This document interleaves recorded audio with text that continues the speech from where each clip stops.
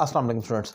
आज एक और इम्पॉर्टेंट टॉपिक को ज़रा डिफरेंट डिफाइन कर रहा हूँ। ये है एज़ इफ़ और वर का इस्तेमाल। हमने ये एक स्ट्रक्चर इस्तेमाल करना होता है। अक्सर हम अपनी रोज़मर्रा रूटीन में ऐसे बहुत सारे फ़िक्रे बोलते हैं, लेकिन हमें मालूम नहीं होता कि इसमें क्या सूट करेगा। थोड़ा सा कॉम्प्लिकेटेड और कंफ्यूजिंग इसलिए क्योंकि यहाँ पर सिंगुलर के लिए वाज आता है, यहाँ पर केस डिफरेंट हो जाएगा, वर आएगा। वो क्या है?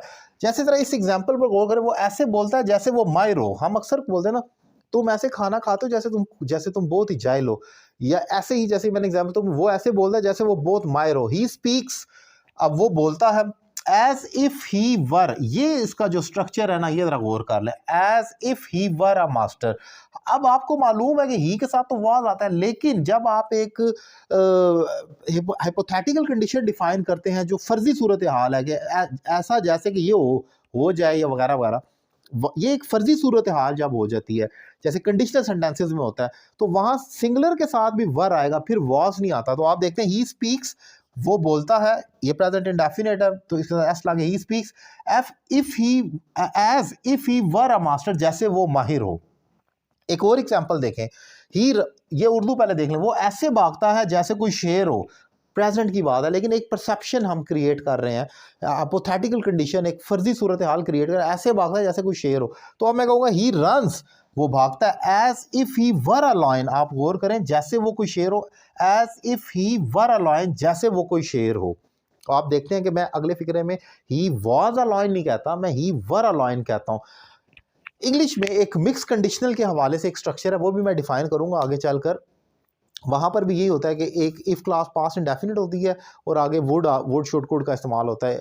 If I were you I would beat him, अगर मैं तुम्हारी जगह होता तो उसे मारता। इफ़ आई वाज होना चाहिए, लेकिन हम वर करते हैं। सिंगुलर प्लूरल सब के साथ फिर वर आता है। जब फर्जी सूरत हाल क्रिएट की जाती है तो वहाँ सिंगुलर हो या प्लूरल, अब ही वाज नहीं कहना, ही वर कहना है। इसी तरह इफ़ ही वॉज नहीं कहना, ही वर कहना। मैंने दोनों एग्जाम्पल ही की इसलिए पुट किया ताकि आपको दे के साथ तो आना ही वर है ना, वो तो कंफ्यूज नहीं करता, लेकिन सिंगुलर के साथ भी वर आना है जब आप फर्जी सूरत हाल का अहाता करते हैं और उसको यूज कर रहे होते हैं। तो ये एक इंपॉर्टेंट और टिपिकल लेक्चर है।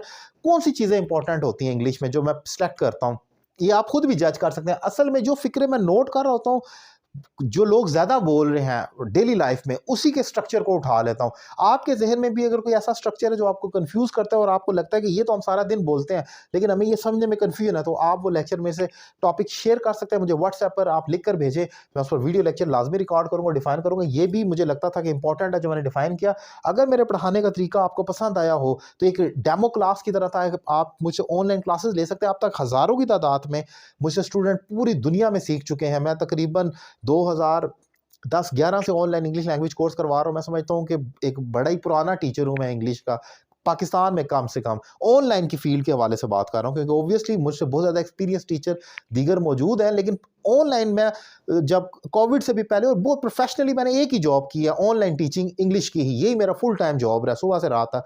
तो अब तक हज़ारों की तादाद में स्टूडेंट्स को पढ़ा चुका जिन्होंने अपनी इंग्लिश इंप्रूव की है 100%। अब आगे उनके फ्रेंड्स, उनके कज़न, वो हमेशा जो स्टूडेंट मुझसे पढ़ कर जाते हैं वो हमेशा अपने रिलेटिव को यही सजेस्ट करते हैं कि यहाँ पर ही आप जाकर पढ़ें। तो बहुत बड़ी तादाद पढ़कर जा चुकी है, जहाँ फीमेल टीचर्स भी मौजूद हैं।